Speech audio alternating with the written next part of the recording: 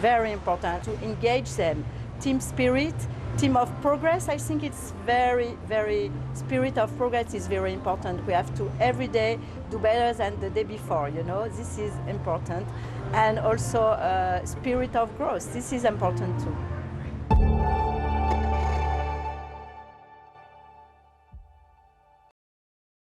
I'm Paula Newton in Ottawa, and this is CNN.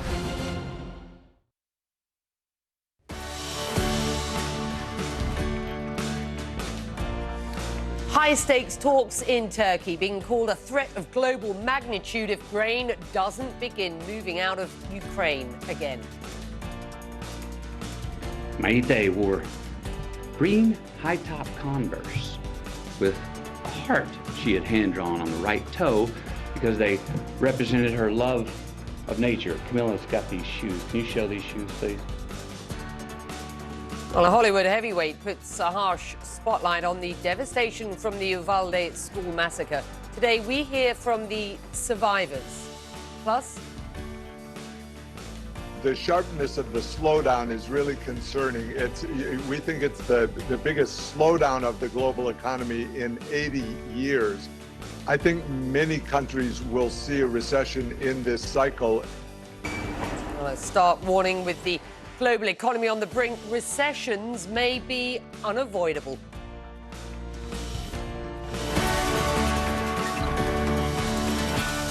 I'm Becky Anderson. Hello and welcome to Connect the World. It's 3 p.m. out of London for you. Getting the grain flowing again. The Turkish government trying to use its regional clout and close ties with two warring nations to break a blockade that Ukraine's president calls a threat of global magnitude. That blockade, front and centre, as Turkey's foreign minister hosted his Russian counterpart today in Ankara. Turkey's top diplomat calling a UN plan to end the blockade reasonable. Daha geniş bir planda yarattığı sorunları da ele aldık. Of course, beyond trade security and the security in the Black Sea, the war causes much more negative consequences, and the biggest one, of course, is the challenges for the materials and goods to be exported from Ukraine and Russia. Here, there are multiple ideas in place. And finally, we know that the UN has a plan, which includes the supervision of vessels, so between Ukraine, the Russian Federation and Turkey, we can establish a mechanism and establish a collaboration. Well, Russia's foreign minister places the blame for the blockade squarely on Ukraine and says Ukraine must demine ports before shipments can resume. This couldn't be more important. Jumana Karadzic connecting us from Ankara. For those of our viewers, wherever they live in the world who have concerns about food security, Ankara is really in focus today. How are these negotiations going? Well, Becky, you know, they concluded a few hours ago. The Russian foreign minister here with a military delegation. They arrived on Tuesday evening, meeting with their Turkish officials here. And we heard from the Turkish and the Russian foreign ministers in a press conference afterwards. And it does seem, Becky, there wasn't much progress that was made other than this talks that were held today, basically to agree on more talks. It doesn't seem at this point that they have both Russia and Ukraine really on board, despite the fact that both countries are saying they want exports to resume. There are serious demands from both countries that will need to be addressed. The indications are the Russians are going to want something in return for agreeing to a deal to allow for the exports to resume. Indications they would be looking at some sort of sanctions relief now that they feel that they have this sort of leverage. And then you've also got what we've heard from the Ukrainians repeatedly saying that they want security guarantees when it comes especially to this issue where you've heard the Russians accusing the Ukrainians of planting these mines that they say is the reason why these exports have stopped. Saying you want these exports to resume, the Ukrainians need to remove these mines from the Black Sea. And the Ukrainians are saying, look, they want security guarantees. They have serious security concerns that Russia would use this to attack the southern coast of Ukraine and the Ukrainian ports, escalate the ongoing attacks on those areas. So really, Becky, they need to tackle these issues before moving on to the even more complex issues of what the sea corridor is going to look like and who's really going to execute the plan and oversee it. Right. And the Turkish foreign minister, again, sounding very optimistic that they are going to try and bring both sides together and the United Nations in the coming days.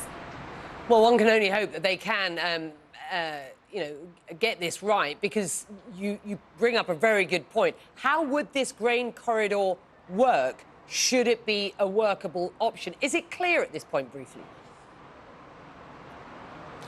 It's not very clear. We've heard, several ideas being discussed, Becky, in the past couple of weeks in the Turkish media, Turkish officials in their interviews, basically where they would look at some sort of a grain corridor through the Black Sea, perhaps going through the Turkish Straits. Issues that they're going to really have to tackle, these complex technical issues of, the demining, of course, that's the key issue. And then you've got inspections. Who is going to be carrying out these inspections? Would it be the United Nations? Would it be Turkey, that is an acceptable player, a major Black Sea power that has good ties with both Russia and Ukraine, to inspect these ships to make sure that it is Ukrainian grains, it's agricultural products that's moving in and out. And then, so they really need to work on these technical issues. And this is where Turkey is hoping that they could bring together the Ukrainians, the Russians, and the United Nations in the coming days. Perhaps in Istanbul, we've heard Turkish officials also mentioning that in recent days, to try and work through this. But I really think, Becky, they need to first bring both countries fully on board to agree before starting to talk about these technicalities. They seem to be some distance apart at the moment. Thank you. The byproduct, of course, of what is the Russian assault on Ukraine. Let's get you a picture of what is going on the ground then. On the front lines in eastern Ukraine, word today that Ukrainian forces fighting in Severodonetsk may pull back to more fortified positions. What does that mean? Well, the Ukrainian military leader of the Luhansk region says the troops are fighting for every inch of the city and won't surrender it. New satellite images reveal the devastation from weeks of brutal and bloody fighting in this Donbass region. The military chief says Russian shelling is erasing settlements from the very face of the earth. Meantime, Russia's state news agency reports more than 1,000 Ukrainian soldiers who left the Azovstal steel plant in Mariupol will be transported to Russia for investigation. A lot more on Ukraine later this hour on Connect the World, including a gripping report from my colleague Ben Wiedemann on what it is like to stay behind in a combat zone. What is the order of this event? At 3 years old, Ivan doesn't know war rages around him. Try to explain it's only allowed. Well, the daily struggles of families living in hardship and fear. That is later this hour. Well, to a deadly incident in Berlin now. A car drove into a crowd of people in a busy shopping area in the German capital earlier on, veering onto a pavement and eventually crashing into a shop window.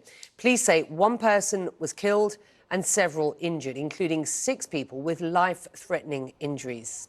Senior international correspondent Fred Pleiken, normally based in Germany, is following the developments today for you from Moscow. Police have identified the driver. Who is he? Yeah, Becky, identified, and he's also been apprehended as well. First of all, one of the things that's really tragic, and we've just heard actually a couple of minutes ago, Becky, is that apparently of those injured, at least some of them are students who were there on a school trip from central Germany. So really some very young people, unfortunately, who were injured in that incident. But as far as the driver is concerned, the police has now come out and said it's a 29-year-old man of Armenian German man who is resident in Berlin. And it's quite interesting. You can see there on those pictures that we have right now that the license plate there begins with a B, which is the Berlin license plate registration. And that person apparently is also a resident of Berlin. So the police saying that this person caused this incident apparently and then was apprehended by passers-by and handed over to the police, Becky. Do we know what happened at this point? Yeah, that's the big thing that police have been coming out with, and we have to note that the police, the Berlin police, is saying they are calling on people who may be witnesses to send in videos so they can piece together better what exactly happened. You can see again here some scenes from the scene. I have to give a big shout out also to our own Chris Stan, who's out there on the ground. He was on the scene really quickly and is getting us a lot of these videos to make sure that we can also try and see some of the forensic work that's going on. But the police are essentially saying this was actually quite a protracted incident that happened. This happened at around 10:30 a.m. It's around the time that the shops open there on that very busy street. And apparently the car rammed into a group of people, then went back onto the road, and then went off the road again on the sidewalk, and then ended up in that store, which is actually a perfume store that we see on that video as well. So a protracted incident, and that's also one of the reasons, Becky, why the police say they're still trying to find out whether or not this was an accident or whether all of this was done deliberate and there might be some other sort of motivation, Becky. Yeah, well, as Fred mentioned, Berlin police are asking the public to upload videos, thank you, or stills to their website so that officers can look for clues. Scottish-American actor John Barrowman was at the scene and he joins us now with his husband, Scott Gill, live from Berlin. Horrific, I'm sure, to witness. Tell us where you were and what you saw when this crash happened, sir. Well, we were at the Uniqlo store across the street, and we just literally finished purchasing some things, and we heard a very loud noise. Didn't think anything of it. Came out, and when we saw what was in front of us, we thought maybe it was an incident, like an accident at a junction, because it was a cross junction in the street. And we walked across the street. We saw the Renault Clio, which was inside the had gone straight across a kind of cafe area, barreled through all of the chairs, and there were some injuries there, I think, and then it went right into the store window. Now, we still at that point thought it was an accident, so we turned around because we were heading to the bank to go change some money, and as we walked up the street, we then realized we were in something bigger because there was a dead body lying right in front of us on the street. And when we got to the corner of the bank and the Levi's store where the driver had come onto the pavement, and we just had dinner there the night before, we knew we were in something much bigger because there were just people laying all over a lot of people on the pavement. And then within seconds, the emergency services swarmed in and started taking care of the people who were injured. And then there was a second wave of emergency services because I got on the phone and started calling my family, and Scott talked to his family. And ironically, a friend of mine rang me, a friend, Mikey Kay, who's a military assault helicopter pilot. And he just was calling to say hi, but I told him what was happening. He said, get yourself behind a tree in case there's a second car or something, because then you're protected by the tree. So I sat behind the tree. I turned my camera on and started talking and stuff. And at that point, the second wave of emergency services came in. And they established a cordon and then started moving people back. But what's interesting, it's terrible, is the fact that afterwards we realized that the Christmas market driving incident had happened across the street from the other side of the street from where we were. And that was last night we were walking home and I saw all these large bollards, and I said to Scott, that must be something that is done to protect the people on the streets. And by the person, now we know it was a man who was dead on the street. He next to him was one of those bollards which had exploded. And that was, I mean, that's really what we saw. So we kind of almost traced back the steps, not knowing that we were involved in there. We saw the whole accident scene in reverse as we went. It's about 300, stretches 300 meters from Kufstein Dam to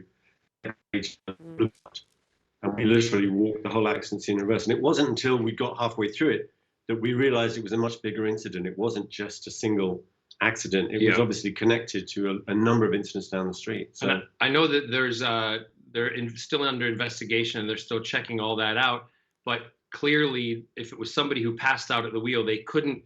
We mapped it out. They couldn't have gone that distance not Yeah, in, I mean, you know, unless the they were investigation, controlled. as you rightly point out, thank you guys. I mean, the investigation continues. It is not clear what happened at the scene, but your eyewitness accounts are so useful, both to us, of course, and to authorities. There have been reports that the driver of this car was actually apprehended by the public at the scene, as it were. Were you there? Did you see what happened to the driver of this vehicle? We arrived on the scene just as he was being dragged off up the street. We could see a huge commotion further up the street, which was away from the accident scene, which seemed a bit strange. And we couldn't, but honestly, we couldn't see if it was a policeman or the public dragging him up, because when we stood by that cordon, the police then came over to tell us to move. But immediately once the car had gone in, it was clear that the door was opened from the vehicle and he was dragged out because we saw the commotion on the ground. Yeah. Guys, awful to witness. Our feelings are for, of course, those who have been involved, directly involved in this. We really appreciate your time.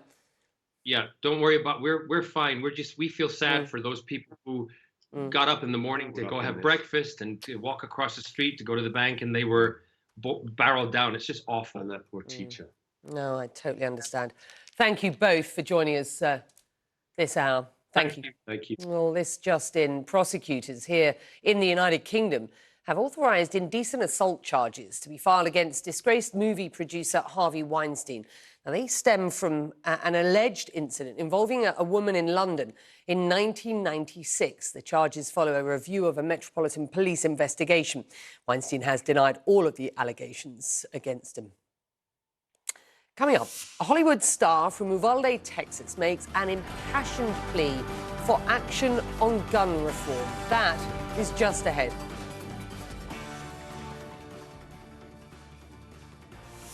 And a slew of no-shows by top leaders at the Summit of the Americas. Will it be an embarrassing black eye for its host, President Biden? More on that after this.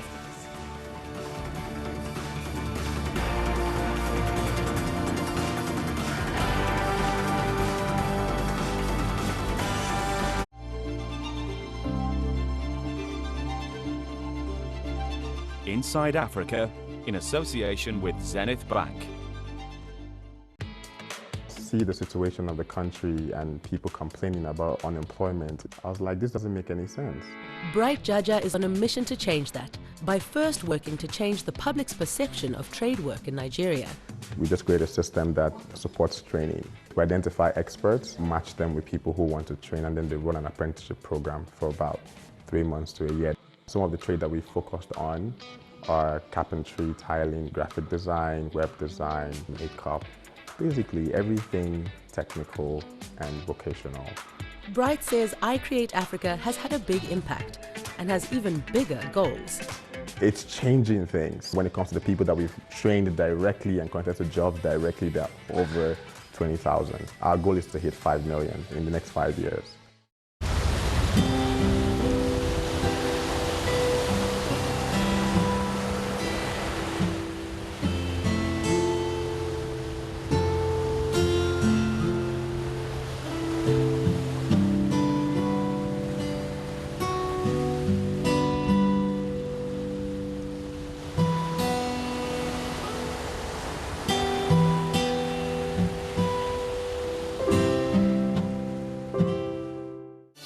Culinary journeys. Meet Japan's Natsuko Shoji, a chef earning rave reviews.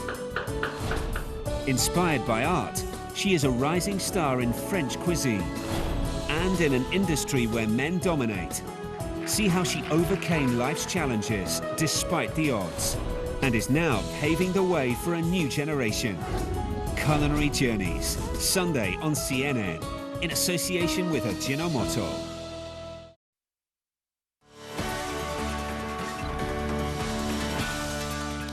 He is an Academy Award-winning actor, but Matthew McConaughey is now raising his voice with other angry and grieving Americans to call for gun reform after a mass shooting left his hometown in mourning. So, we know it's on the table. We need to invest in mental health care. We need to save for schools. We need to restrain sensationalized media coverage. We need to restore our family values. We need to restore our American values. And we need responsible gun ownership. Responsible gun ownership. We need background checks. We need to raise the minimum age to purchase an AR-15 rifle to 21. We need a waiting period for those rifles. We need red flag laws and consequences for those who abuse them. These are reasonable, practical, tactical regulations to our nation, states, communities, schools, and homes. Responsible gun owners are fed up with the Second Amendment being abused and hijacked by some deranged individuals. These regulations are not a step back. They're a step forward for a civil society and the Second Amendment. The Hollywood star is from Uvalde, Texas, where, of course, 19 children and 2 teachers were killed in a mass shooting last month. McConaughey spent most of the past week with families of the victims. Well, among the survivors of that horrific shooting in Uvalde is an 11-year-old who spoke to CNN about her ordeal recently. Mia Cirillo described in chilling detail about how she smeared herself with a friend's blood and played dead. Well, she and others directly impacted by gun violence are talking to US lawmakers about the lives lost. That is this morning on the Hill. The hearings got underway just a short time ago. CNN congressional reporter Daniela Diaz is monitoring those hearings, and you've just seen some of the opening statements there. Just tell us a little more, if you will, about the survivors and relatives of victims who we will hear testify today in Congress. Becky, this is incredibly notable that we will be hearing directly from Mia Cirillo, that 11-year-old you just mentioned, who, to survive that horrific Uvalde shooting, smeared blood from her friend on her and played dead during this horrific shooting that left 20 dead.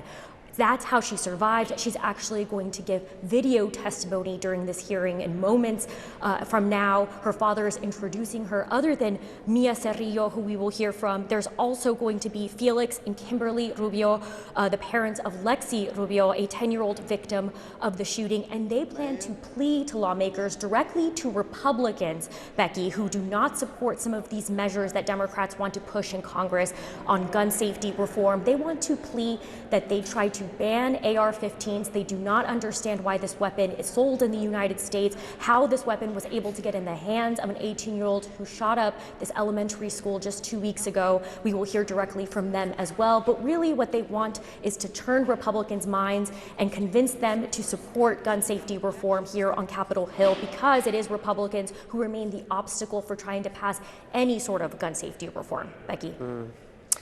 Well, this is a House committee hearing testimony on gun violence. Thank you for your reporting there. Witnesses include survivors and family members of victims from the mass shootings in Uvalde and Buffalo. We will get back to hear that witness statement and testimony just as soon as that starts. Well, an unmitigated disaster for American diplomacy and its own hemisphere, and a national embarrassment. That is how a former Obama official describes the Summit of the Americas underway in Los Angeles. US President Joe Biden heads there next hour, but there are some big no-shows as exasperation mounts over the Biden administration's handling of the event and its perceived lack of attention to Central America.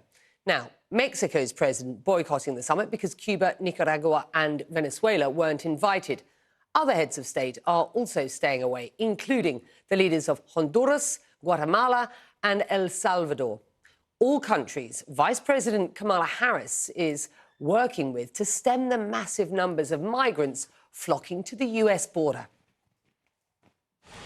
I am pleased to announce that since the launch of our call to action last year, we together have generated more than $3.2 billion of investment in the region.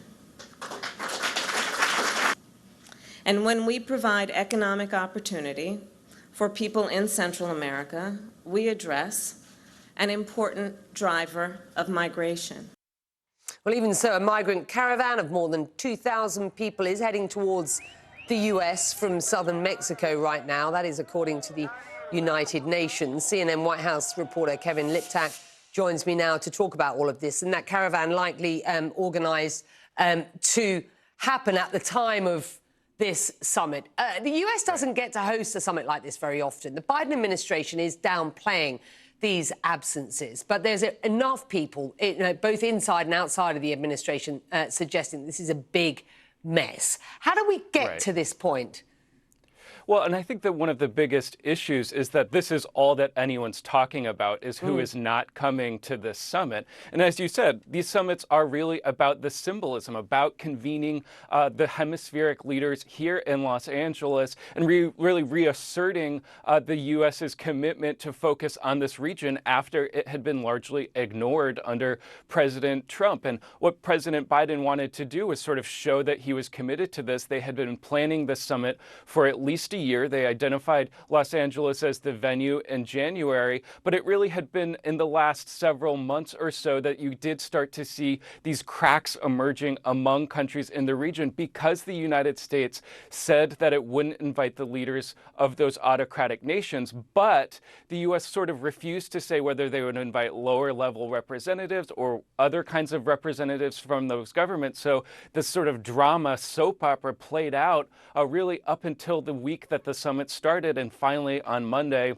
when the Mexican president said that he wouldn't attend. And of course, those other sort of leftist-leaning countries in Central America, the Northern Triangle, followed suit. And it became sort of the story that has overshadowed what President Biden really wants to be doing here, which is to focus on some very serious issues, whether it's migration or whether it's trying to bolster supply chains. These are all issues that have a huge effect in the United States, have a huge effect on his political standing as well. And so it is an issue that coming into the summit, the president will depart later this morning. That is the sort of the main headline that is dominating here, Becky. Kamala Harris couldn't have worked harder. I mean, the months that she has spent during this administration in working with the Americas on the issue of migration, talking about how the issue starts at source and what can be done about that. And as you rightly point out, critics say that this reinforces an impression the region is not a priority for the Biden administration, and I wonder how fair that is. We also know how China is walking into what is a perceived gap left by the states if the states indeed hasn't, got its eye focused on the region, which again is another issue, isn't it? I just wonder, I tell you what, I'm going to leave it there. We thank you very much indeed. I do want to get back to the Hill House Committee hearing the testimony on gun violence. Witnesses include survivors and family members of victims from the mass shootings in Uvalde and Buffalo. Let's listen in. An employee in a historically black community on Jefferson Avenue in Buffalo, New York. Zaire, the kid, is now a 21-year-old man. He's pure joy. He's everything that is good in this world. And as I sit here before you today, I can hear my son telling me to stop being extra and get to the point. I was going to tell you all a bunch of fluffy, funny stories about Zaire, but I have a message. So I'll get to the point.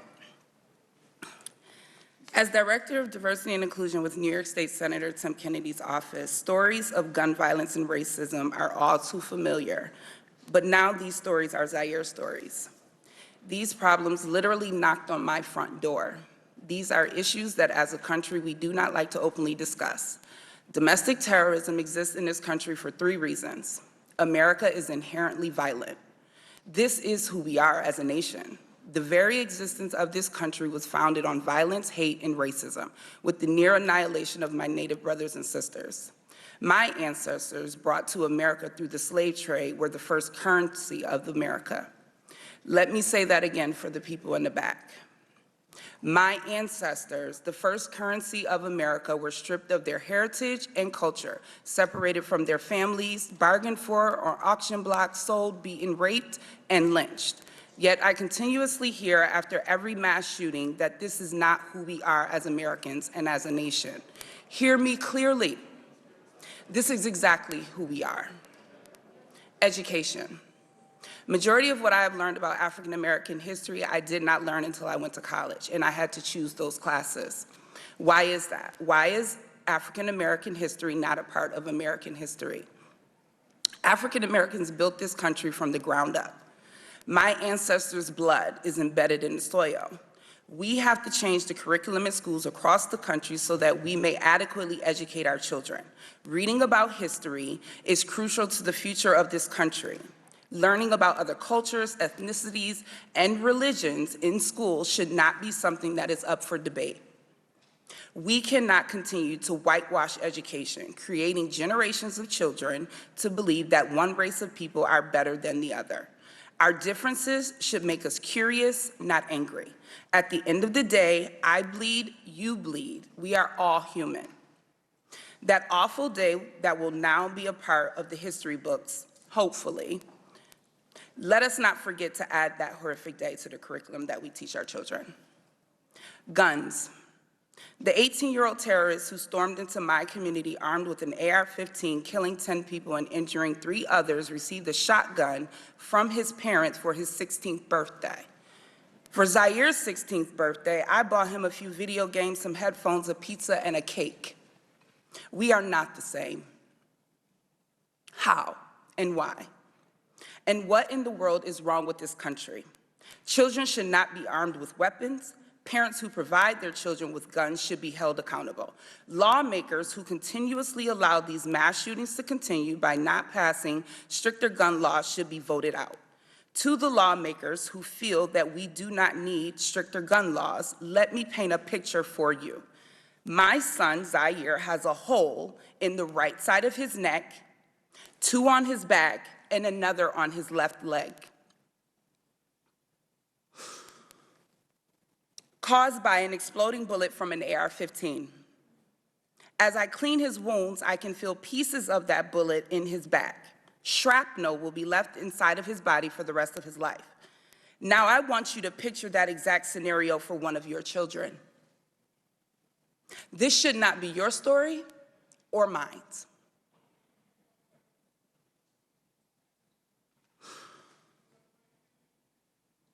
As an elected official, it is your duty to draft legislation that protects Zaire and all of the children and citizens in this country. Common sense gun laws are not about your personal feelings or beliefs. You are elected because you have been chosen and are trusted to protect us. But let me say to you here today, I do not feel protected.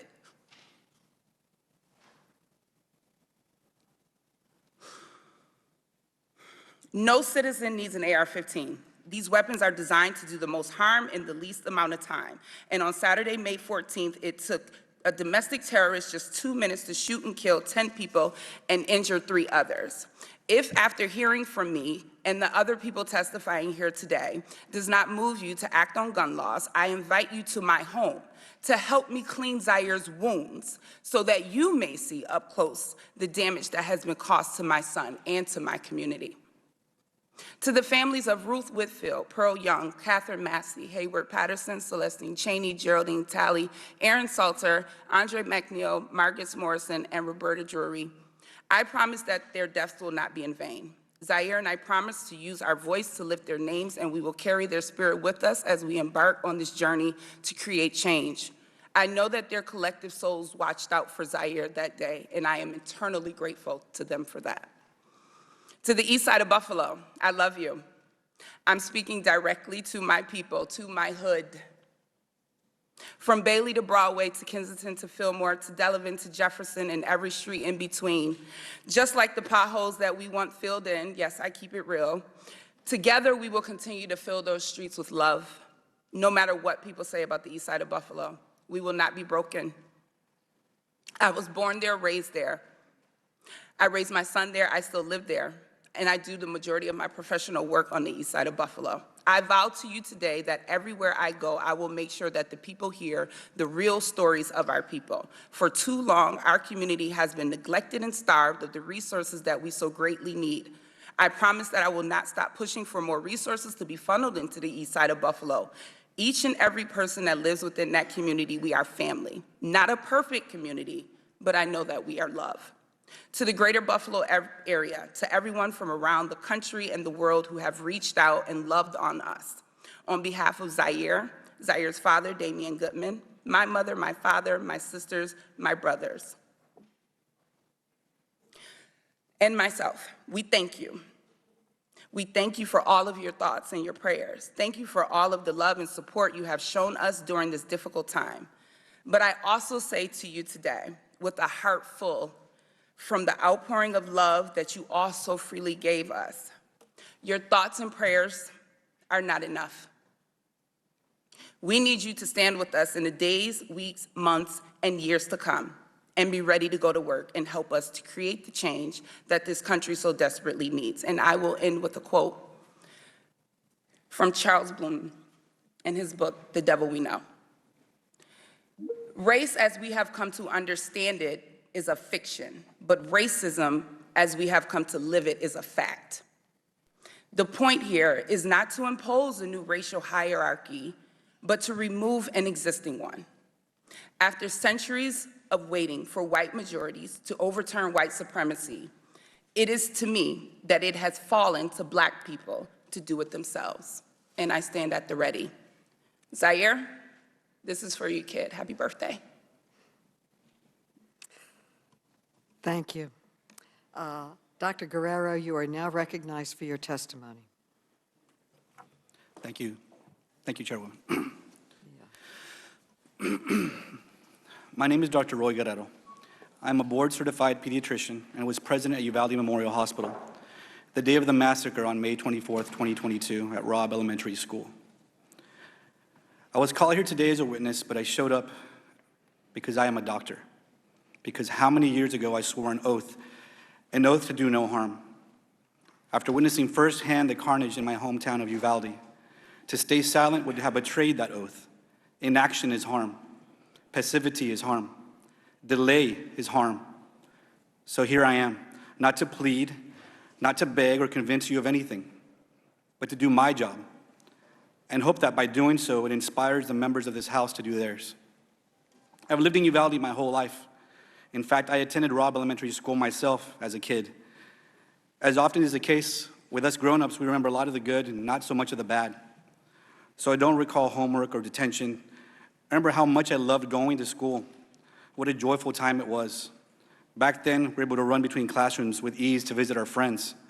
And I remember the way the cafeteria smelled at lunchtime on hamburger Thursdays. It was right around lunchtime on a Tuesday that gunman entered the school through a main door without restriction, massacred 19 students and 2 teachers, and changed the way that every student at Robb and their families remember that school forever. I doubt they'll remember the smell of the cafeteria or the laughter ringing in the hallways. Instead, they'll be haunted by the memory of screams and bloodshed, panic and chaos, police shouting, parents wailing. I know I will never forget what I saw that day. For me, that day started like any typical Tuesday in our pediatric clinic. Moms calling for coughs, boogers, sports physicals, right before the summer rush. School was out in 2 days. Then summer camps would guarantee some grazes and ankle sprains, injuries that could be patched up and fixed with a Mickey Mouse sticker as a reward. Then at 12:30, business as usual stopped, and with it, my heart. A colleague from a San Antonio trauma center texted me and said, "Why are pediatric surgeons and anesthesiologists on call for a mass shooting in Uvalde?" I raced to the hospital to find parents outside yelling children's names in desperation and sobbing as they begged for any news related to their child. Those mothers' cries I will never get out of my head. As I entered the chaos of the ER, the first casualty I came across was Mia Cerrillo. She was sitting in the hallway. Her face was still clearly in shock, but her whole body was shaking from the adrenaline coursing through it. The white Lilo and Stitch shirt that she wore was covered in blood, and her shoulder was bleeding from a shrapnel injury. Sweet Mia, I've known her my whole life. As a baby, she survived major liver surgeries against all odds. And once again, she's here as a survivor, inspiring us with her story today and her bravery. When I saw Mia sitting there, I remembered having seen her parents outside. So after quickly examining 2 other patients of mine in the hallway with minor injuries, I raced outside to let them know that Mia was alive. I wasn't ready for their next urgent and desperate question. Where's Elena? Elena is Mia's 8-year-old sister, who was also at Robb at the time of the shooting. I had heard from some of the nurses that there were 2 dead children who had been moved to the surgical area of the hospital. As I made my way there, I prayed that I wouldn't find her. I didn't find Elena. But what I did find was something no prayer will ever relieve. 2 children whose bodies had been pulverized by bullets fired at them, decapitated, whose flesh had been ripped apart, that the only clue as their identities was a blood-splattered cartoon clothes still clinging to them, clinging for life and finding none. I could only hope these 2 bodies were a tragic exception to the list of survivors. But as I waited there with my fellow Uvalde doctors, nurses, first responders, and hospital staff for other casualties we hope to save, they never arrived. All that remained was the bodies of 17 more children and the 2 teachers who cared for them, who dedicated their careers to nurturing and respecting the awesome potential of every single one, just as we doctors do. I'll tell you why I became a pediatrician, because I knew that children were the best patients. They accept the situation as it's explained to them. You don't have to coax them into changing their lifestyles in order to get better or plead them to modify their behavior as you do with adults. No matter how hard you try to help an adult, their path to healing is always determined by how willing they are to take action. Adults are stubborn. We're resistant to change, even when the change will make things better for ourselves, but especially when we think we're immune to the fallout. Why else would there have been such little progress made in Congress to stop gun violence? Innocent children all over the country today are dead because laws and policy allows people to buy weapons before they're legally old enough to even buy a pack of beer. They're dead because restrictions have been allowed to lapse. They're dead because there are no rules about where guns are kept, because no one is paying attention to who is buying them. The thing I can't figure out is whether our politicians are failing us out of stubbornness, passivity, or both. I said before that as grown-ups, we have a convenient habit of remembering the good and forgetting the bad. Never more so than when it comes to our guns. Once the blood is rinsed away from the bodies of our loved ones and scrubbed off the floors of the schools and supermarkets and churches, the carnage from each scene is erased from our collective conscience, and we return again to nostalgia, to the rose-tinted view of our Second Amendment as a perfect instrument of American life, no matter how many lives are lost. I chose to be a pediatrician. I chose to take care of children. Keeping them safe from preventable diseases, I can do. Keeping them safe from bacteria and brittle bones, I can do. But making sure our children are safe from guns, that's the job of our politicians and leaders. In this case, you are the doctors, and our country is the patient. We are lying on the operating table, riddled with bullets like the children of Robb Elementary and so many other schools. We are bleeding out, and you are not there.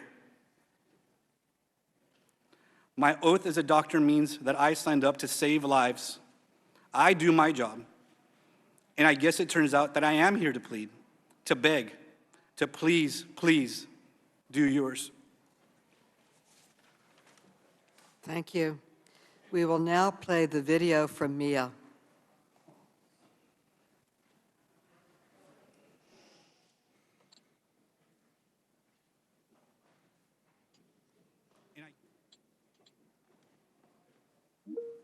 My name is Mia Cedillo, and I go to Robb Elementary.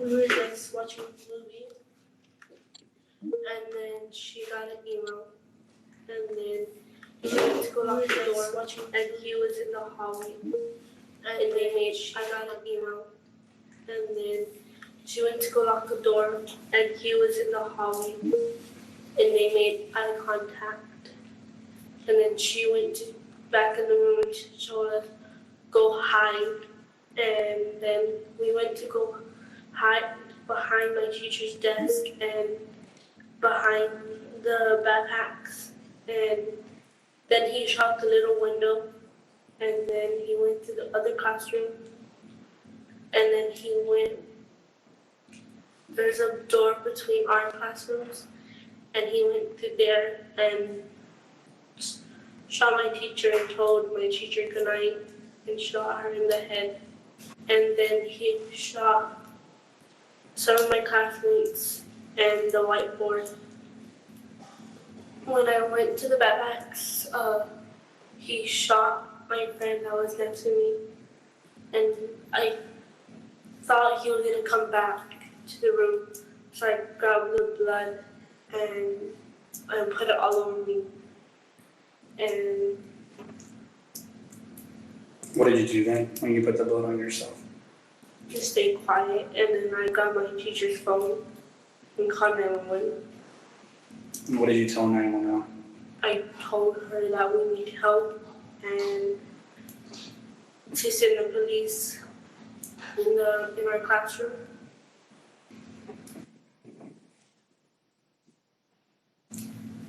If there was something that you want people to know about that day and about you, right? Or things that you want different, what would it be? To have security. Do you feel safe at school? Why not? Because I don't want it to happen again. And you think it's going to happen again?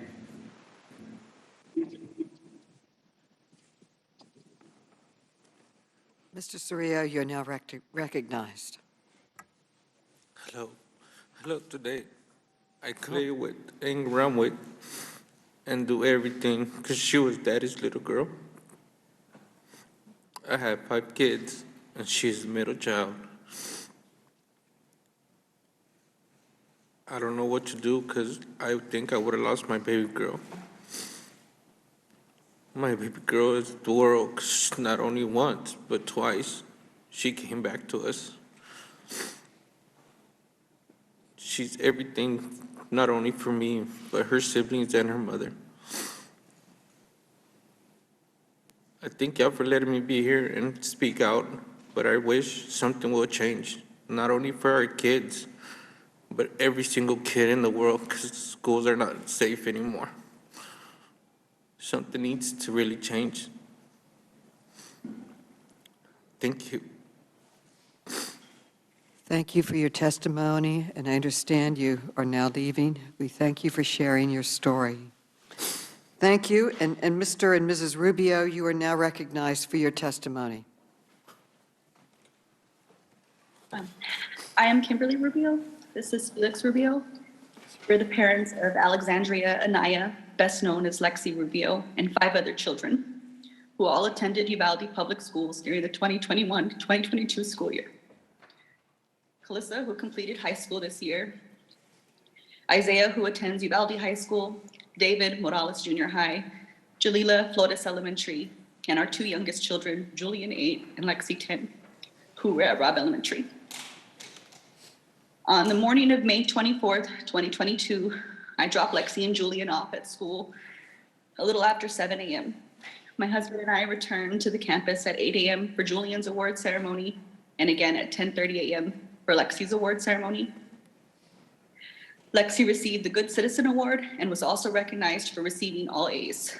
At the conclusion of the ceremony, we took photos with her before asking her to pose for a picture with her teacher, Mr. Reyes. That photo, her last photo ever, was taken at approximately 10:54 a.m. To celebrate, we promised to get her ice cream that evening. I told her we loved her and we would pick her up after school. I can still see her walking with us toward the exit. In the reel that keeps scrolling across my memories, she turns her head and smiles back at us to acknowledge my promise. And then we left. I left my daughter at that school, and that decision will haunt me for the rest of my life. Afterward, Felix dropped me off at my office, the Uvalde Leader News, and returned home because it was a rare day off for him between normal shifts and security gigs he takes to help make ends meet. I got situated at my desk and began writing about a new business in town when the news office started hearing commotion on the police scanner, a shooting on Diaz Street near Robb Elementary. It wasn't long before we received word from my son's teacher that they were safe, secure in the classroom. Once evacuated from campus, the children were reunited with parents and guardians at the Civic Center. My dad picked up Julian from the Civic Center and took him to my grandmother's house. One of our robbed kids was safe. We focused on finding Lexi. Bus after bus arrived, but she wasn't on board. We heard there were children at the local hospital, so we drove over to provide her description. She wasn't there. My dad drove an hour and a half to San Antonio to check with the university hospital. At this point, some part of me must have realized that she was gone. In the midst of chaos, I had the urge to return to Rob. We didn't have our car at this point, and traffic was everywhere. So I ran barefoot with my flimsy sandals in my hand. I ran a mile to the school, my husband with me. We sat outside for a while before it became clear we wouldn't receive an answer from law enforcement on scene. San Antonio firefighter eventually gave us a ride back to the Civic Center, where the district was asking all families who had not been reunited with their children to gather. Soon after, we received the news that our daughter was among the 19 students and 2 teachers that died as a result of gun violence. We don't want you to think of Lexi as just a number. She was intelligent, compassionate, and athletic. She was quiet, shy unless she had a point to make. But she knew she was right. She so often was. She stood her ground. She was firm, direct, voice unwavering. So today, we stand for Lexi, and as her voice, we demand action. We seek a ban on assault rifles and high-capacity magazines. We understand that for some reason, to some people, to people with money, to people who fund political campaigns, that guns are more important than children. So at this moment, we ask for progress. We seek to raise the age to purchase these weapons from 18 to 21 years of age. We seek red flag laws, stronger background checks. We also want to repeal gun manufacturers' liability immunity.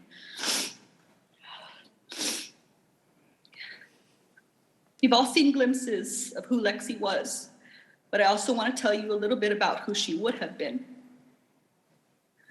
If given the opportunity, Lexi would have made a positive change in this world. She wanted to attend St. Mary's University in San Antonio, Texas, on a softball scholarship. She wanted to major in math and go on to attend law school. That opportunity was taken from her. She was taken from us. I'm a reporter, a student, a mom, a runner. I've read to my children since they were in the womb.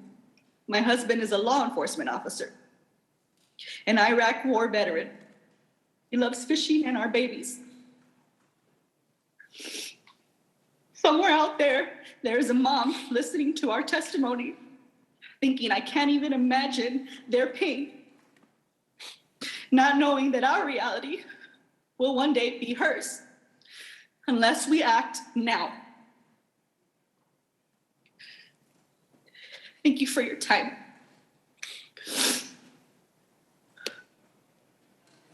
Thank you for your testimony. Ms. Hughes, you are now recognized for your testimony. Honorable Chairwoman Maloney, Ranking Member Comer, distinguished members of the committee, thank you for allowing me to be here today to address the violence in our country. My name is Lucretia Hughes Klukin. I have 4 children and 9 grandchildren. On the night of April the 2nd, 2016, my family got a phone call that would change our lives forever. My ex-husband answered the phone and let out a blood-curdling scream, a scream of pain from the depths of his soul. He screamed, he cried, he's gone, he is gone. Our 19-year-old son, Emmanuel, went to a party early that night. After we got the call, we was frantic. We called his phone, no one answered. We called even the police. I went to Facebook and I had to ask, is my son dead?